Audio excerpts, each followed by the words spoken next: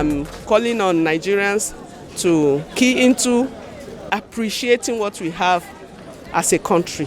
And that is what I am championing, and I am hoping that Nigeria will be better for it in the area of domestic tourism. Let us stop going outside to promote others. Let's do ours at our ocean, and we are good to go. So those are some of the things that we are doing in the department for now. Okay, my name is Alhaji Alpha Masaga, the chairman Masaga Glassworker Cooperative Society Bida. Actually, when we heard that declaration, we are so amazed, we are so happy that the craft of our forefathers that we preserve up to this moment is one of the items that make Bida to be recognized by the UNESCO.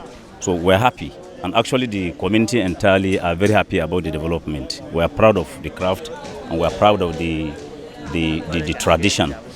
We are so happy.